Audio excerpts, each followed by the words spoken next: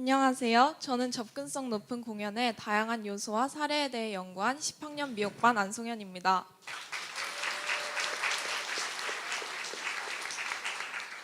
여러분, 할 수 있다면 지금 잠시 눈을 감아 보시겠어요? 잠드시면 안 돼요. 어떤 감각이 가장 먼저 느껴지시나요? 물론 지금은 완전히 빛이 차단된 것은 아니지만 눈을 뜨고 있을 때보다 다른 감각들이 조금 새롭게 느껴지실 수도 있습니다. 이제 다시 눈을 떠주세요. 저는 작년 어둠 속의 대화라는 참여형 전시 프로그램에 참여하면서 이렇게 시각이 아니라 촉각, 청각, 상상으로 세상을 바라보는 경험을 하게 되어 정말 새로웠었습니다. 또한 촉각도서 제작 동아리에 참여하고 점자에 대해 배우면서 저와 다른 방식으로 세상을 바라보고 계신 분들에 대한 공감하는 마음이 생겼습니다. 그리고 8학년 연극제 때 연출을 맡으며 공연 예술에 대한 관심을 확장해 왔는데요.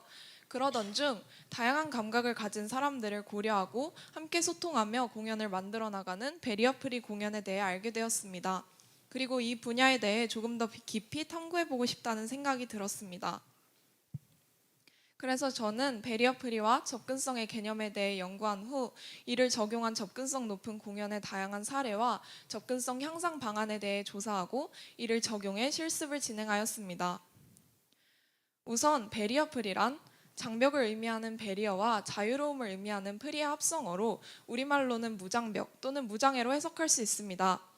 이는 주로 노약자, 장애인, 어린이 등 사회적 약자를 고려하여 탄생한 개념으로 원래는 건축학 용어에서 시작되었지만 현재는 사회적, 제도적 장벽을 포함해 포괄적인 사회적 개념이자 운동으로 활용되고 있습니다. 하지만 현실적으로 모든 장벽을 없애는 것은 불가능할 뿐만 아니라 존재하는 장벽을 부정하는 것 또한 배제의 가능성을 가질 수 있습니다. 그래서 현재는 다양한 대안적 용어들이 등장하고 있습니다. 우선 베리어 컨셔스란 존재하는 장벽을 인지한 상태에서 꾸준히 그것을 극복하기 위해 노력하자는 의미를 담고 있습니다. 그리고 접근성이란 무언가로 또는 어딘가로의 접근이 용이함을 뜻하며 단순히 존재하는 장벽을 없애는 것뿐만 아니라 접근이 가능한 새로운 시공간을 창출한다는 점에서 더 적극적인 개념으로 볼 수 있습니다. 따라서 본 연구에서는 접근성이라는 용어를 사용하고자 합니다. 하지만 접근성 용어 사용에 앞서 주의해야 할 점이 두 가지 있습니다. 우선 첫째로 접근성의 지원 대상을 확대해야 합니다. 현재 우리나라에서 장애 판정을 받은 사람들의 비율은 OECD 국가 중 매우 낮은 편에 속하는데요. 이는 국제적으로 사회적, 제도적 장벽을 포함하여 장애를 판정하고 있는 반면 우리나라에서는 철저하게 신체적 장애 판정 기준만을 가지고 장애를 판정하고 있기 때문입니다. 따라서 실제로 일상생활에서 불편함을 느끼는 사람들의 비율이 장애 출현율과 동일하다고 보기 어렵습니다. 그렇기 때문에 장애인뿐만 아니라 누구나 접근성을 지원받을 수 있다는 인식이 확립되어야 합니다. 둘째로 명확한 용어 사용이 필요합니다. 현재는 베리어 프리 개념이 도입된 지 얼마 되지 않았기 때문에 예술계뿐만 아니라 다양한 분야에서 무장애, 베리어 프리, 접근성 등 다양한 용어가 상당히 혼용되고 있습니다. 또한 접근성이라고 하면 물리적 접근성이나 이동 접근성만의 의미로 한정되어 사용되기도 합니다. 하지만 접근성은 매우 다양한 분야에 걸쳐 있는 포괄적인 개념이기 때문에 각 분야에 맞는 정확한 용어를 사용하는 것이 중요합니다.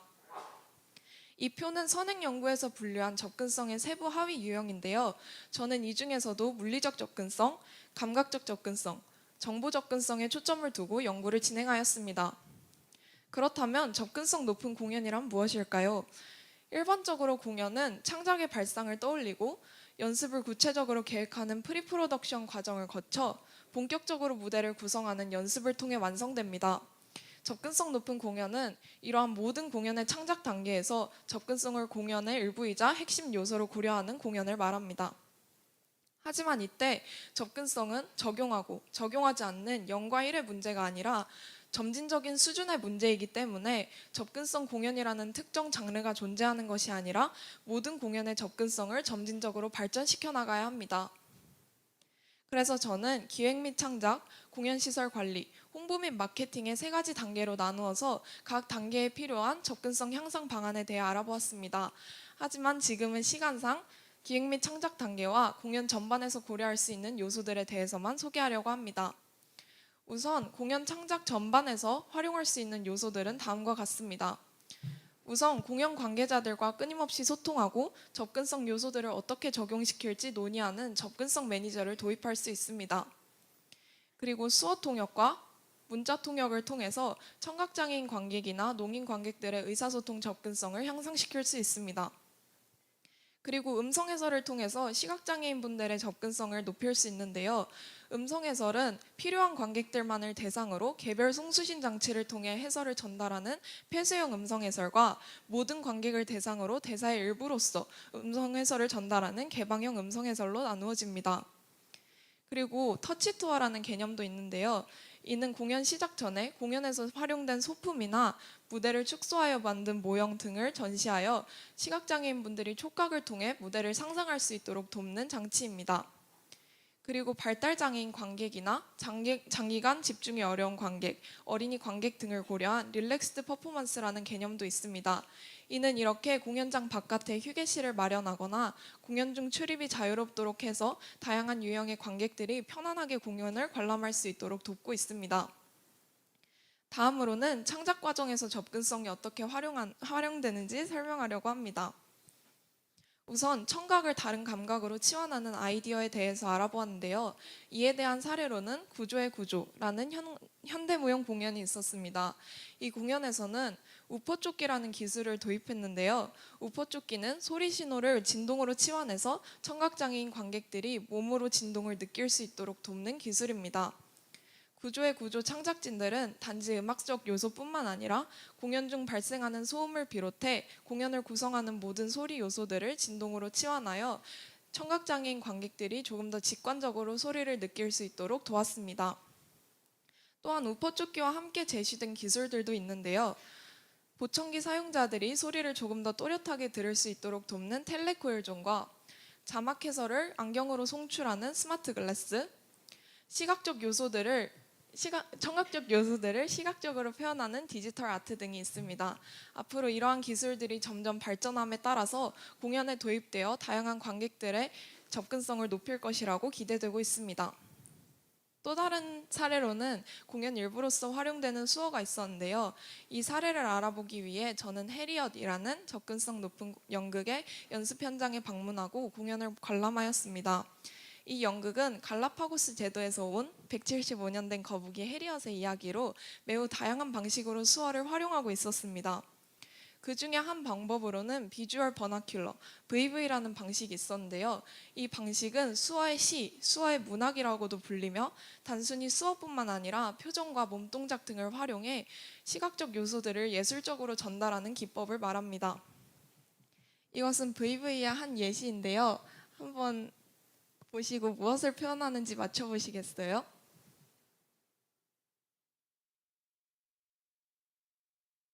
이분이 지금 어떤 동물을 표현하고 있는지 아시겠나요? 네, 이렇게 수어를 알지 못해도 직관적인 표정과 몸동작 등을 통해서 이미지를 전달하는 기법을 VV라고 합니다.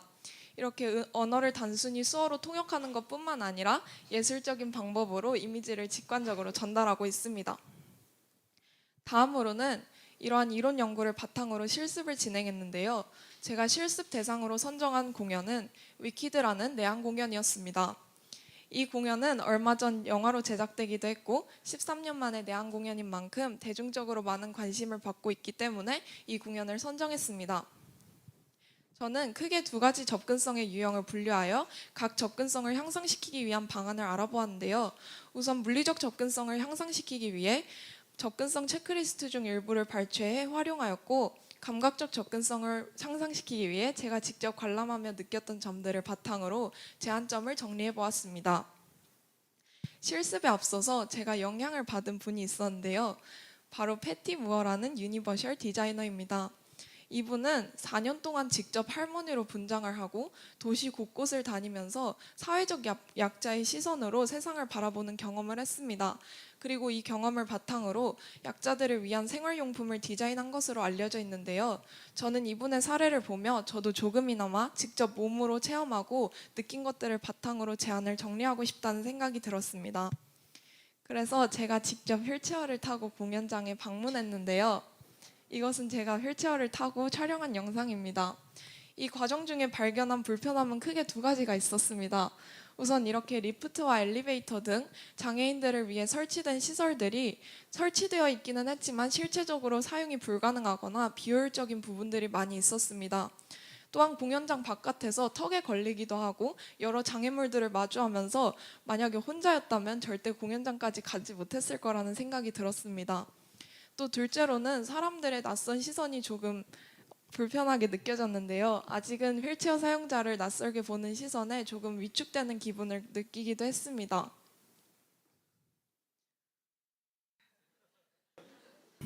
이렇게 공연장에 관람하러 다녀온 후 접근성 체크리스트를 바탕으로 보완점을 정리해 보았습니다. 이 항목들은 접근성 체크리스트에 명시된 항목들 중 일부인데요. 저는 이렇게 항목들에 응답을 해보면서 어떤 부분에서 가장 보완이 이루어져야 할지 알아보았습니다. 그리고 세 가지의 제한점을 정리해 보았는데요. 우선 휠체어석을 확대하거나 재배치할 필요가 있다고 느껴졌습니다. 현재는 이렇게 공연장 맨 뒷줄에 휠체어석을 마련해 두고 있어서 시야가 제한될 수 있는 좌석이었습니다. 그리고 2층과 3층은 휠체어로 사용이 불가능하도록 되어 있었습니다. 하지만 휠체어석을 적절하게 확대하거나 재배치한다면 휠체어 사용자들도 충분히 다양한 위치에서 공연을 관람할 수 있을 것이라고 생각했습니다. 둘째로는 자동문을 설치할 필요가 있다고 느꼈습니다. 현재는 이렇게 우측 출입문이 양방향으로 열리는 수동문 형태로 되어 있어서 많은 사람들이 지나다닐 경우 혼잡해질 수 있고 휠체어 사용자가 혼자 이용하기에는 무리가 있어 보였습니다. 그래서 이렇게 자동문으로 교체해서 5초 이상 열림이 유지되도록 하여 휠체어 사용자들이 혼자서도 출입이 자유롭게 하는 방안을 제안해 보았습니다. 마지막으로 촉각지도 제공과 공연장 정보 제공을 제안해 보았는데요. 현재는 대피 안내가 상대적으로 부족하다고 느껴졌고 특히 시각장애인 관객들의 경우 대피로를 빠르게 파악하기가 어려울 것이라고 생각했습니다. 그래서 이렇게 촉각지도를 제공하거나 공연장 정보를 자세하게 안내함으로써 시각장애인들이 조금 더 빠르게 대피할 수 있도록 하는 방안을 제안해 보았습니다. 다음으로는 감각적 접근성 향상 방안을 제안해 보았는데요. 이 공연은 접근성을 고려하고 제작된 공연은 아니었지만 내한 공연이라는 특성상 자막 해설을 제공하고 있었습니다. 그래서 상대적으로 시각장애인들을 위한 접근성 요소들이 더 부족하다고 느껴졌습니다. 그래서 첫 번째로 점자 프로그램북 제작을 제안해 보았는데요. 이렇게 공연 내용에 대한 정보를 담은 점자 프로그램북 디자인 초안을 제작하고 점자로 변환했습니다. 그리고 이것을 실제로 점자로 찍어서 만드는 실습을 진행했는데요. 이것이 제가 만든 점자 프로그램북이고 나머지는 저쪽에 있는데 혹시 궁금하시면 저에게 오시면 될 것 같습니다. 이런 점자 프로그램북을 통해서 시각장애인 분들이 조금 더 공연 내용을 자세하게 이해하고 공연 관람에 도움을 받을 수 있도록 하는 방안을 제안했습니다. 둘째로 폐쇄형 음성 해설 제공을 제안해 보았는데요. 이 공연은 시각적 요소들이 매우 큰 축을 담당하고 있는 만큼 시각장애인 관객들이 공연의 장면을 조금 더 해설을 통해 알아볼 필요가 있다고 느꼈습니다. 그래서 이렇게 폐쇄형 음성 해설을 통해서 시각장애인 분들이 바로바로 공연의 장면들을 해설로 들을 수 있도록 하는 방안을 제안해 보았습니다. 마지막으로 무대 모형 터치 투어를 제안했는데 현재는 이렇게 무대 의상과 무대 소품을 공연장 바깥쪽에 전시하고 있었지만 이것을 실제로 만져볼 수 있도록 한다면 시각장애인 관객들이 조금 더 공연을 이해하는 데 도움을 받을 수 있을 것이라고 생각했습니다. 이러한 연구를 마무리하며 저는 크게 세 가지 배움을 얻게 되었습니다. 우선 첫째로 저의 시야가 확장되고 관점이 변화하게 되었습니다. 사실 연구를 시작하기 전에는 막연하게 장애인분들을 돕고 싶다는 생각에서 시작했습니다. 그런데 전문가 멘토님께서 그분들을 돕는다는 생각보다는 함께 즐기면 어떨까 하는 질문에서 시작했으면 좋겠다는 말씀을 해주셨습니다. 그 말씀을 듣고 저는 누군가를 돕고 배려한다는 입장보다는 그분들의 언어와 감각을 배워가는 입장이라는 것을 알게 되었습니다. 그리고 두 번째로 메타인지를 기르게 되었는데요. 작년 미니 도제배움 때부터 너무 방대한 꿈과 계획을 가지고 있어서 여러 번 목차를 갈아엎어야 했습니다. 하지만 이 과정을 통해서 제가 진짜 집중하고 싶은 분야가 무엇인지 그리고 그것을 깊이 탐구하기 위해서 어떻게 해야 하는지 조금 더 알게 된 것 같습니다. 그리고 마지막으로 여전한 의문점이 남아있는데요. 이 연구를 진행하면서 아직도 우리나라에서는 접근성 요소들을 장애인들만을 위한 부가적 요소로 생각하고 있다는 점이 가장 의아했습니다. 문화를 향유하고 누리는 것은 모두가 누려야 할 당연한 권리인 만큼 이 부분에 대한 사람들의 인식이 변화하고 사회적으로 실질적인 변화를 만들어낼 수 있으면 좋겠다는 생각이 들었습니다. 도제뱀을 통해서 저의 관심사를 깊이 있는 탐구로 확장하고 세상을 바라보는 시선을 넓히게 된 것 같아 감사했습니다. 그리고 특별히 저희 휠체어를 끌어주고 같이 실습을 진행해준 4명의 친구들과 커리그룹 친구들, 선생님들과 부모님에게 감사하다는 마음을 전하고 싶습니다. 저희 발표를 들어주셔서 감사합니다.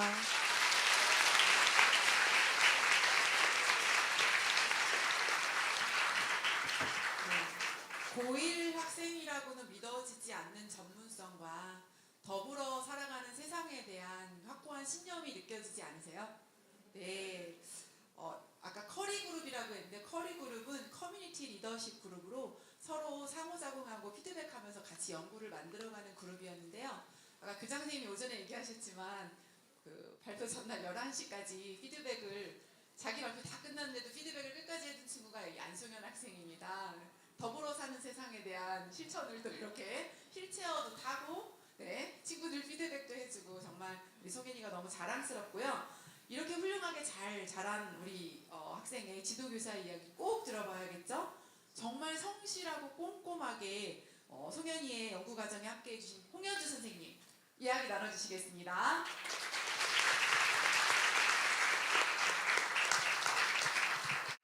안녕하세요. 저는 고등과정의 과학을 가르치고 있는 홍연주라고 합니다. 오늘 송현이 발표 너무 잘했죠? 네. 제가 송현이한테 송현아 발표를 어떻게 이렇게 잘할 수 있어? 라고 물어봤더니 송현이가 선생님 세음에서 4년 정도 있으면 이 정도 발표는 잘할 수 있어요. 라고 진짜 겸손하게 이야기를 하더라고요. 그래서 제가 4년만 있으면 되는구나. 그래서 여러분들 힘내주시오. 생각을 했습니다. 자, 여러분들 혹시 그 수학생이 아까 제가 노안이 와가지고 잘 안 보이는 그 수어를 했었잖아요. 그게 이제 어떤 분들의 접근성을 도왔다고 생각하세요? 그렇죠. 근데 혜인이 학생이 발표했을 때 예고편이 일본어로 나왔던 거 아시죠? 그때 일본어 다 알아들으셨어요? 그렇죠. 그러면 그 접근성을 돕기 위해서 혜인 학생이 자막을 넣어줬잖아요. 그래서 제가 그걸 보면서 이것도 접근성이구나. 그래서 이 접근성이라는 거는 어떤 특정한 사람들에게 하는 것이 아니라 모두에게 해당되는 것이다라는 걸 알게 됐고, 근데 그거를 제가 송현이를 통해서 알게 된 거예요. 그래서 여러분들도 이제 송현이를 통해서 접근성에 대해서 다 알 수 있었을 거라고 생각을 합니다. 돕는 게 아니라 함께 한다는 것을 송현이의 도제배움을 통해서 저도 느꼈고, 제가 지도를 하면서 사실 지도를 많이 하지도 못했어요. 송현이가 알아서 다 했거든요. 그래서 송현이를 통해서 저도 많이 배울 수 있는 기회가 되었습니다. 이번 과정은 송현이가 주도적으로 이끌어 나갔는데요. 그 전문가 멘토부터 그리고 연구의 모든 과정을 책임감 있게 이끌어서 지금 왔거든요. 그래서 지금 이번에 오늘 발표에 소개됐던 해리엇 연극의 김지원 연출가님께서 송현이의 멘토십을 맡아주셨어요. 그래서 이 자리에 직접 오시지는 못하셨지만 저에게 격려 메시지를 보내주셔가지고 제가 읽어드리도록 하겠습니다. 안녕하세요, 김지원입니다. 송현 학생의 연구 보고서를 보며 저 또한 많은 것을 배우고 깊이 생각하는 시간을 가졌습니다.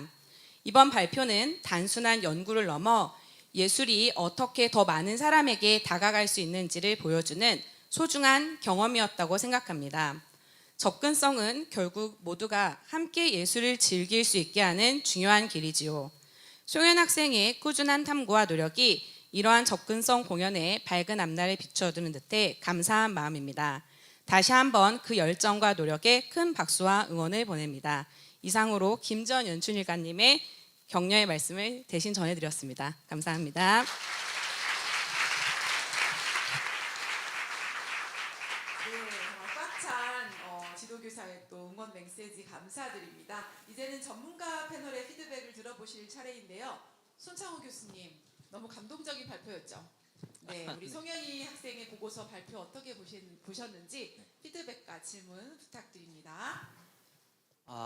네, 이건 그냥 말이 필요 없을 정도로 그냥 너무 잘하셨어요. 그냥 저는 들으면서 계속 그 마음속으로 물개 박수를 치면서 이제 들었는데, 제가 사실 아까 구리 시의원님께서 그 중저음의 그 전달력 높은 목소리를 들으면서 내 목소리는 왜 이렇게 가늘고 하이톤일까?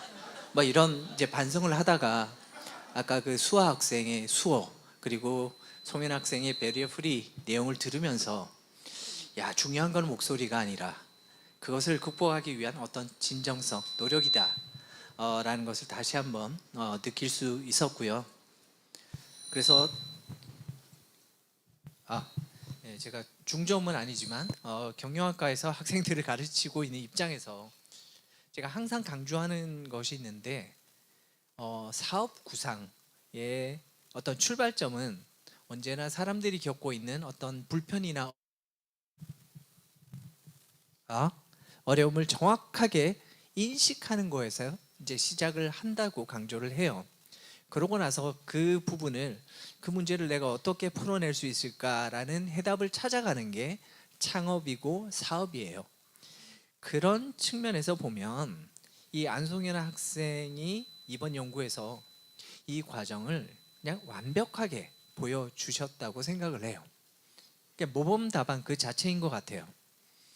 그 공연 예술에서 장애인이나 뭐 고령자 등 이 사회적 약자들의 접근성이 떨어진다는 문제를 정확하게 집어냈고, 이걸 해결하기 위해서 배리어 프리 공연을 직접 관람을 하고, 더 나아가 뮤지컬 위키드를 선정해서 좀 더 접근성 높은 공연을 기획해 본다는 이 스토리 자체가, 그러니까 우리가 사는 세상에서 어떤 문제점을 발견하고 나만의 솔루션을 만들어 보겠다는 그런 스타트업의 창업 프로세스가 정확하게 이렇게 적용된 아주 훌륭한 이런 사례라고 생각을 합니다.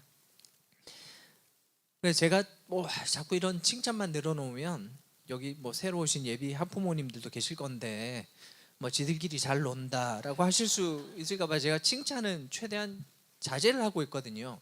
그런데 정말 보신 바와 같이 정말 아니에요. 이게 파리 안으로 굽는 이런 거 다 빼고 이 정도 보고서와 발표 그리고 PPT 작성은 그러니까 대학생들이 3-4명이 한 팀을 구성해서 한 학기 동안 해서 나오는 그런 그 결과물들이에요. 그리고 그 중에 가장 발표가 잘하는 학생이 나와서 발표한 수준이에요. 그 심지어 학점도 그냥 무조건 A예요. 이 정도면. 그러니까 너무 잘하셨고요. 그리고 제가 아까 이숙경 교수님 피드백을 보면서 이제 배운 거는 질문을 안 해도 되구나.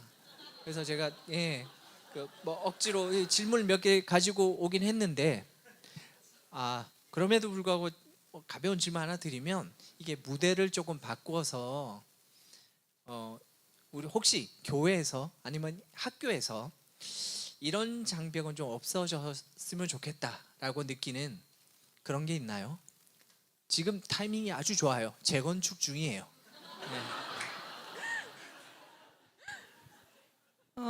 일단은 수아가 같이 실습을 하러 다녀오면서 같이 했던 얘기인데, 일단은 학교에서 수어나 점자를 조금 가르쳐 줬으면 좋겠다는 생각을 했어요.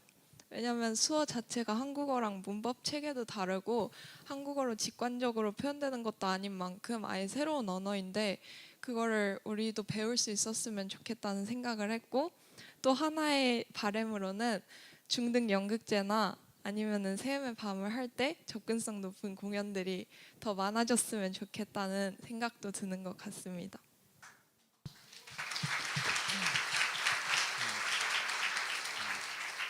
네, 역시 훌륭한 답변입니다. 그래서 저는 이제 그 수학생이 수학생이 송현 학생이 이 공연에 국한된 이런 이제 배리어 프리 전문가에 그치지 않고 우리 사회 전반에 이런 장벽을 허무는, 뭐 예를 들면 경험 디자이너로서 좀 큰 꿈을 가졌으면 좋겠어요. 모든 분야에 다 적용할 수 있습니다. 예를 들면 카페에 가보시면 그 키오스크 앞에서 주저주저 하고 있는 어른들 많이 봤을 거잖아요. 부모님들. 예, 그러면 그 부분에 있는 어떤 배려가 존재하는 거예요. 그러면 내가 어떤 그런 UX, UI를 좀 개선할 수 있는 디자이너도 좋고요. 아니면 뭐 어떤 심리적 장벽을 허물 수 있는 그 정신 건강 상담 등의 영역도 좋고요. 그런 플랫폼을 개발을 해보겠다 이런 것도 좋고. 그리고 뭐 이건 제 개인적으로 조금 송현 학생이 관심을 가져주었으면 하는 분야가 하나 있긴 한데, 이게 가정 내에서 이게 보이지 않는 장벽을 낮추는 그런 부분, 특히 가정 내에서 가장 그 약자인 아버지들의 위상 강화를 위해서 어머니들이 아니 우리 자녀들이 아버지에게 어떤 접근성을 가지고 따뜻하게 다가갈까, 우리 아버지들을 가정 내에서 어떻게 왕따를 시키지 않을까, 이런 부분들도 고민하셔서 내년에는 그 이야기를 한번 들어보고 싶습니다. 자, 이상 국내 최고의 배리어 프리 디자이너가 될 송현 학생의 감상평을 마치겠습니다.